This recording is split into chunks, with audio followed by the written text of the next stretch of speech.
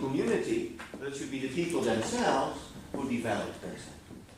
That is proven to be much more effective than someone else is developing. Look at yourself. So we can try to develop you, or your parents can try to develop you, but ultimately you have to develop yourself. Hopefully with some help of modules, including.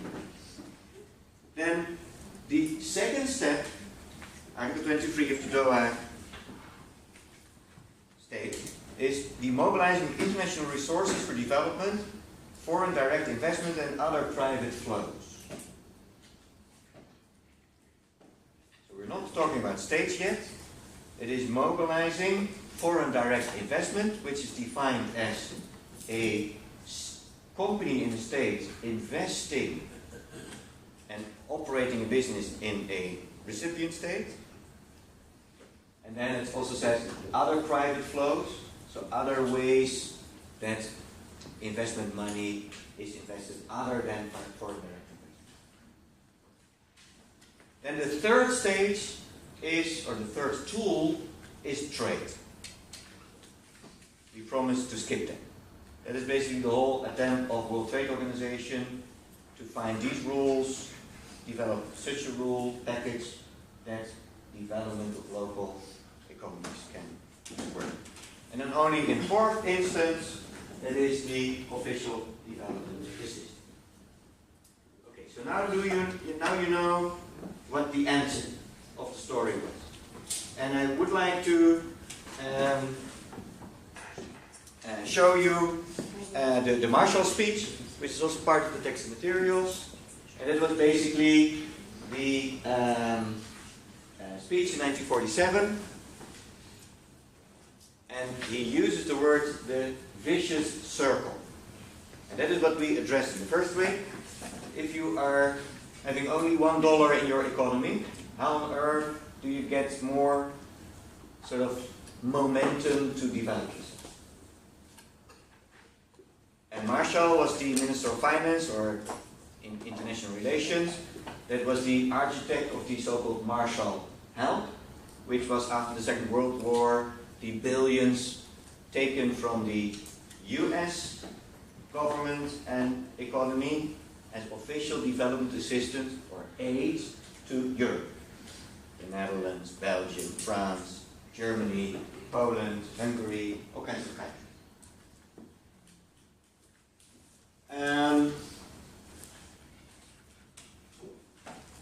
And let us look at former Prime Minister of Nigeria, Ngozi Okonjo, with a beautiful speech in this same round.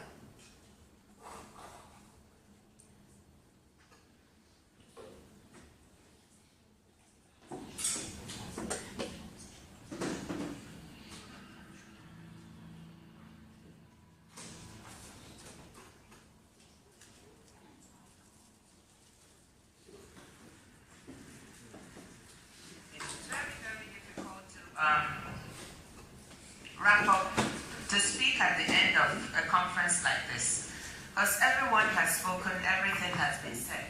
So I thought that what may be useful is to remind us of some of the things that have gone on here, and then maybe offer some ideas which we can take away and take forward and work on. That's what I'd like to try and do. We came here saying we want to talk about Africa, the next chapter. But we are talking about Africa, the next chapter, because we are looking at the old and the present chapter that we're looking at and saying it's not such a good thing. The picture I showed you before, and this picture of drought, death, and disease is what we usually see.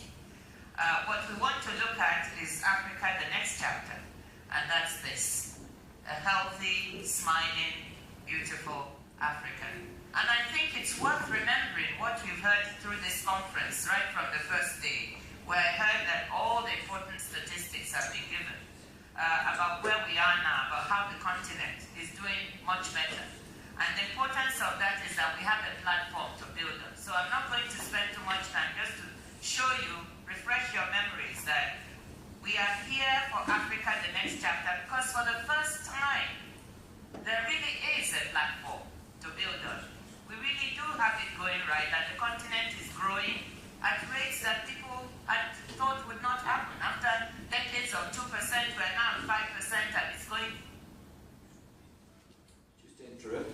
So this is part of the, let's say, initiatives that were developed to realize the Monterey Consensus in the Doha and the Busan nowadays. Here you see, let's say, how gross domestic product is used to make a sort of graph of development or decline. And the importance of this piece is obviously that of all the poor countries, the continent of Africa hosts the most of them, and that has also sort of psychological mindset effect, and she's very powerful in working on that mindset. Let's projected 6 and 7% even, and inflation has come down. External debt, something that I can tell you a long story about, because I personally worked on one of the biggest debts on the continent, has come down dramatically. You know, as you can see, from almost 50 billion down to about 12 or 13 billion now. This is a huge achievement. You know, we built up reserves. Why is that important? It's because it shows up our economies, shows up our currencies, and gives a platform on which people can plan and build, including businesses. We've also seen some evidence that all this is making a difference, because private investment flows have increased. I want to remind you again, I know you saw these statistics before, from almost 6 billion, we are now at about 18 billion in 2005. Remittances, I just took one country, Nigeria, you know, skyrocketing, or skyrocketing is too dramatic, but increasing dramatically, and in many other countries. So, to point at, let's say, positive development, she uses graphs on foreign direct investment, so private investments in those countries, and remittance, the money flow, private individuals abroad to their home country. Why is this important? Because it shows confidence, that people are now confident to bring, if your people in the diaspora bring their money back, it shows other people that, look, there's emerging confidence in your country, and instead of an outflow, you're now getting a net inflow. Now, why is all this important? I have to go really fast. It's important that we build this platform, that we have the President Waiters and others of our leaders who are saying, oh, we must do something different, because we are confronted with a challenge.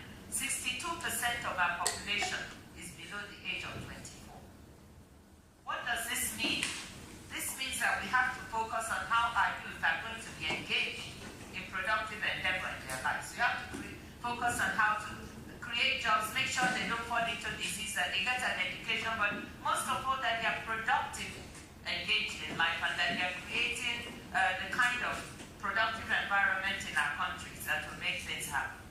And you know, to support this, I just recently, one of the things I've done since leaving government is to start an opinion research organization in Nigeria. Most of our countries don't even have any opinion research. People don't have voice.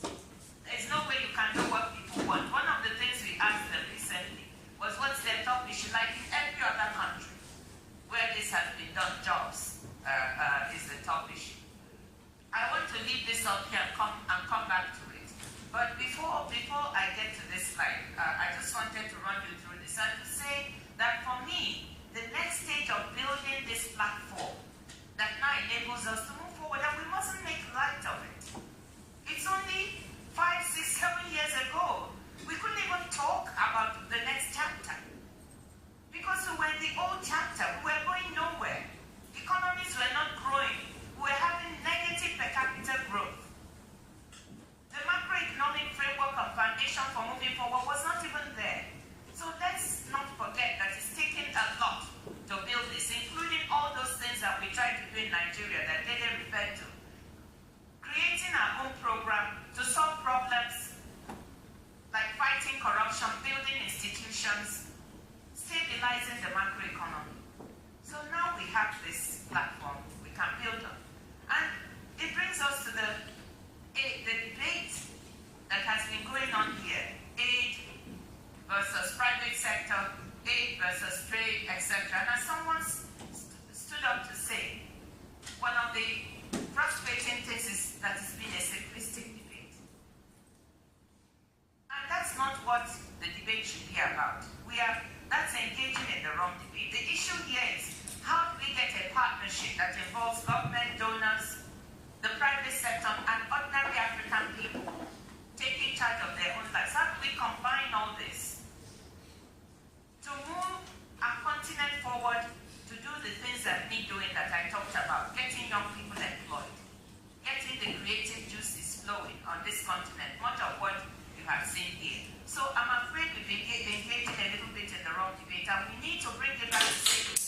the combination of all these factors that is going to yield what we want. And so a nice plea and description goes on for a while on, let's say, the complexity that a lot is already achieved by people with sort of the Monterey state of mind, in a sort of very concrete way, and getting away from this sort of aid history. Like, well, let's not get engaged, but here's some money, and do something useful. Yeah, so that's an important one. Before the break, I would like to stress that she's sort of powerful leader in sort of the African continent. But I want to stress that, let's say, this approach applies to all the other developing countries, Asia, Latin America, but also in the less developed parts of the OECD countries. So, for instance, in the city of The Hague, we have neighborhoods, Laaghaven, Schilderswijk, where sort of similar problems play a role. A lot of youth, a lot of unemployment, a lot of stuff. And the idea is that even if your future job is not in sort of international context, you could use the same type of thinking on sort of local scale. One of the biggest challenges for all these countries is how do we deal with those neighborhoods in The Hague or in Warsaw or in Washington or Detroit, where 80% or the American city where you have those ghost towns with anything but the American people, where you could try to apply the same methods. So I opened the little pause, the break of 8 minutes with an invitation to also apply it to your own region. Where see you in 8 minutes.